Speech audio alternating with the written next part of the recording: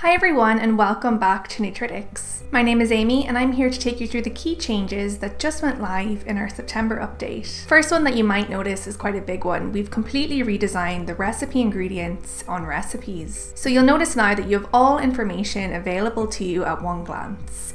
So this would be the product code of an item, its short name, a brand if it's input on the item, what source or database it's from. So these are all of my own foods, so they're showing the use source here. We also have new icons available for the cooking method that's attached to the food. So there's just more visibility there on the cooking method attached to an item. As normal then you have the quantity, the description and the cost of the item. But the aim here was that you could see all information readily in one glance. So everything that you normally need to know about an item when you're working on a recipe. So this comprehensive view will hopefully make recipe creation easier for those of you that need to ensure you have certain items included on a recipe for your ingredients. This will also carry across to your export. So if we export this out to a report and we scroll to the recipe ingredients section, you can see that the exact layout is copied to your exports. If you want to keep this as our old version, that's fine. You can go to settings, preferences, and scroll to the recipes section. And you'll see this option here to show expanded detail on recipe ingredients. So if we switch this off and refresh our recipe, you can see that it has the old layout here. So this is really important for those of you that have really specific layouts for your exports. It will allow you to keep the old layout.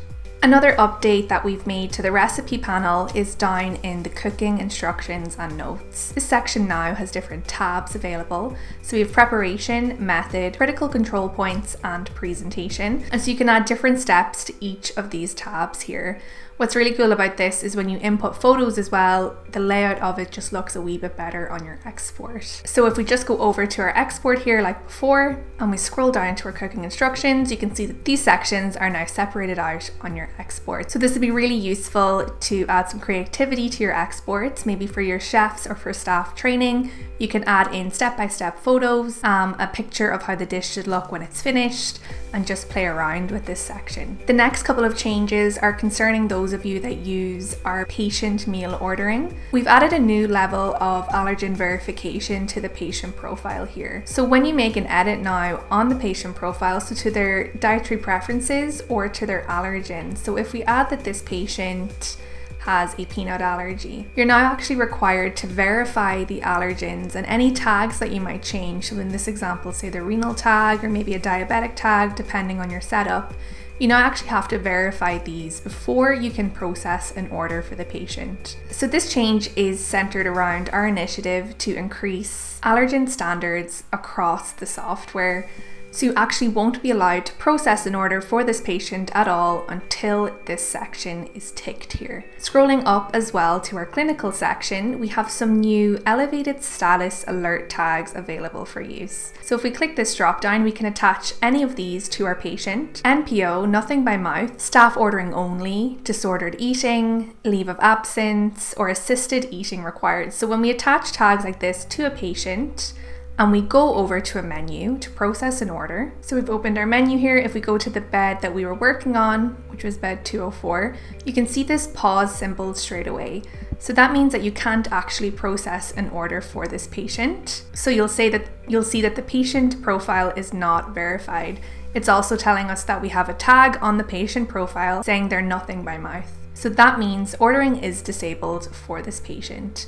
If we go back over to the patient profile and we change some of the tags here, so we might say they just have disordered eating, and we also verify their allergen profile down here. And now when we go back to our menu and give it a refresh, we'll see that the pause icon is still here. So it's still telling us that there is a tag for the patient. So they still have a disordered eating tag. So it's just making us aware before we process an order for Susan Brown that there is a tag associated with her profile. So we can still go ahead and order, and it will give us another warning here to say, attention, the patient has an elevated status alert tagged.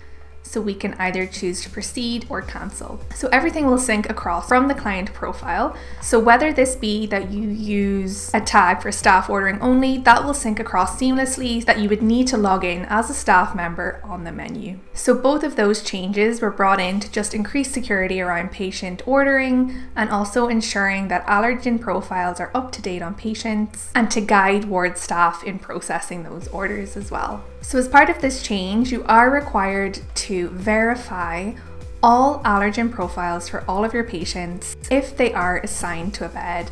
So if you're currently working with the setup where your patients are assigned to beds and your staff or the patients themselves are processing orders with that setup, you are required to verify this section here. So you can use our batch import sheet for this. We've introduced a column to make this easier for you, so if you need any help with that, please reach out to support@nutritics.com. One last change I want to show you is in Label Magic.